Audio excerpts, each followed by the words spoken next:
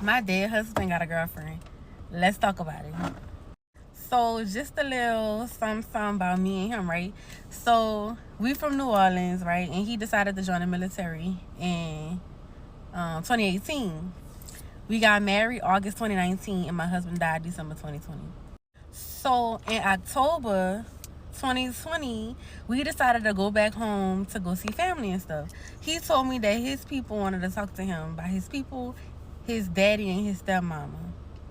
So he went over there and I was with my people, right? Fast forward, we on our way back to Kentucky where he was stationed at. And so I decided to ask him, I'm like, how did it go with your people? What y'all talked about. He said, oh, they asked me, knowing what I know now, what I have still gotten married. I said, oh, what you said? I told him no. In my mind, I'm like, you told him no. Like, the fuck you mean? But on the outside, I think I was more like shook because I didn't know he felt like this. Like, I'm thinking we good. You wanted to get married. I tried to tell us like, wait, let's not do this so fast. But you wanted to get married. So we did it because that's what you wanted to do. And now you regretting getting married? So the relationship I have with his parents is very non-existent. I don't think they ever liked me, and that's another story for another day. So we make it to the house, and it was kind of quiet for like a few days. Like, we really wasn't talking to each other because how dare you? You know what I'm saying? Like, getting married is what you wanted to do. I just couldn't talk to him. I really ain't have nothing to say to him. So he woke up one day and was just like, I don't want to do this no more. Do what? Do what? This marriage? Mind you, we've been together for 8 years, y'all. We was together for 8 years. So what you mean y'all won't do this no more? We married. We signed papers. Like, what? So we ended up getting into like this big argument, and he took everything out the house and left. The only thing that he left at the house was my clothes. He took all the TVs but one TV, and he tried to take the dogs, but I wasn't having it because you're not about to take my dogs. If you want to leave, you can leave, but you're not about to take my dogs. And I was fighting for my marriage. Like, I was fighting. I remember crying like 2 weeks straight. I couldn't. Cause I just didn't understand. Like, you had a conversation with your people and now you don't want to do this no more. Like what's going on? Like, talk to me. But he did not want to talk to me. He didn't want to tell me nothing. So boom, Thanksgiving is approaching. I'm like, so are we gonna spend time for Thanksgiving? He like, no, when I tell you my husband abandoned me, he abandoned me and he abandoned our marriage. I remember asking him like we made a vow before God. So like we supposed to be doing this. Like, why don't you want to do this? Like, we made a vow before God, and all he said was, that's something me and God gotta talk about. Okay, come December 8th, my husband died. And he was at work. My husband was a mechanic in the military. And yeah. So when the incident happened, they kept his belongings that he had with him. And obviously they kept him. My husband died like on a Wednesday. His autopsy was on that Friday. And so after the autopsy, the military brought me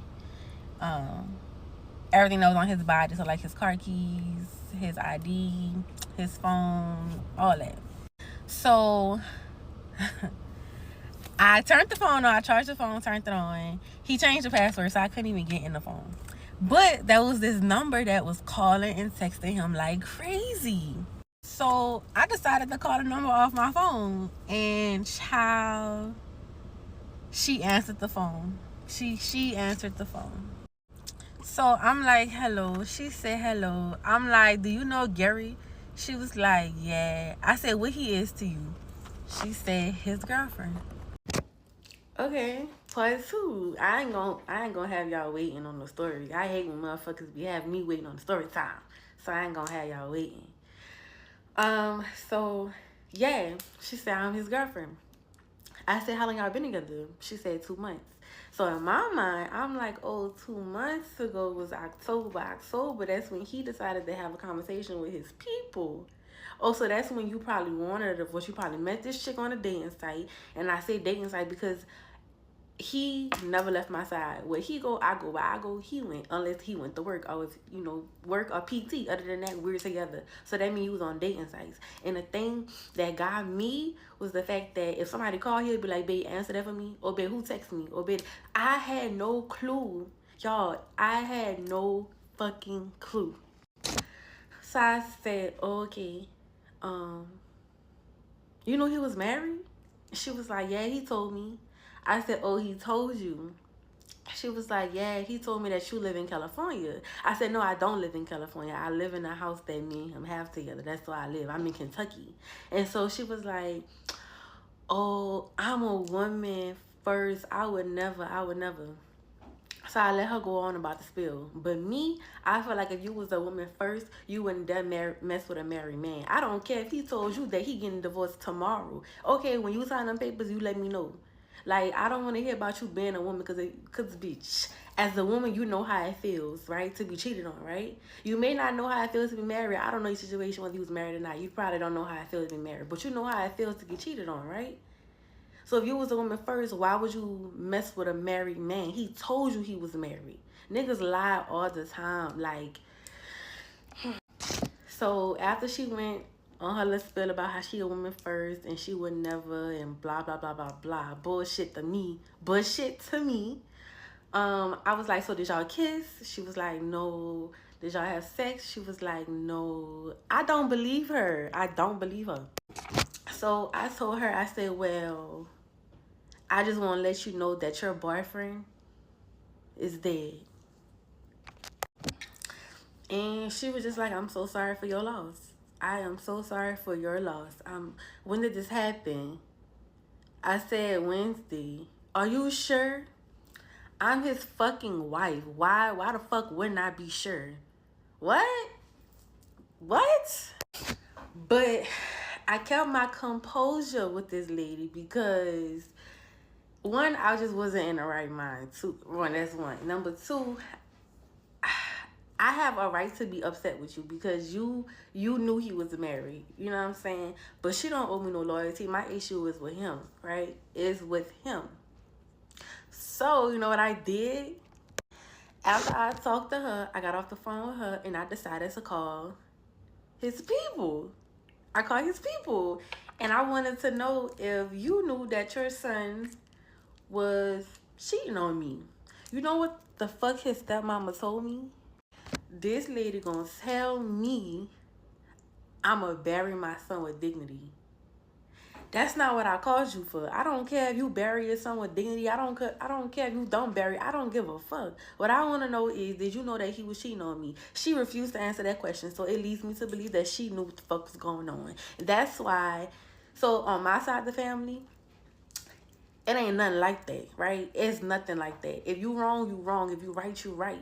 When we got married, my aunties told us to seek wise counsel when things go wrong. You go to a married couple that could give you advice, somebody with a successful marriage. So when he decided to leave, I called his people trying to talk to them like, okay, well, like, what do I need to do?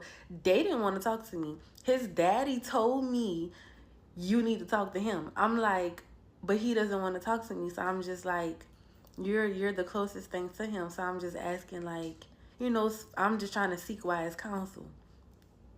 He didn't want to tell me shit. And his stepmom didn't want to tell me shit, but she want to bury her son with dignity. All right, bury your son with dignity, bitch. Bury your son with dignity, then. Child, I think I was more shook than anything. So, like with my grieving process, it was different. So my husband passed in 2020. I lost my mama in 2018. So it's very different. Losing a mama is different than losing your spouse. And then with my situation is I had already grieved my husband because I had to grieve my marriage because he left me. He up and left. So for 3 months I was already grieving that I didn't have a husband. It's different that he died, and now that he's dead, the information that I found out, because because his best friend called me one day and told me that he found out that my husband fucked on his ex-wife. That is another story for another day. You want to bury your son with dignity when he fucked over everybody that was in his fucking circle? Y'all should have seen that funeral. Only 2 people that claimed to be his friend came to the funeral, and only one battle buddy. Nobody really came to his funeral. Your son was cutthroat as fuck. Since you want to bury him with dignity, and he put his hands on me. So bury your fucking son with dignity. He ain't buried though, he cremated. Y'all, but the whole thing with his people is fucked up. That's another story time. That child, but yeah, that's what happened. My dead husband has a girlfriend.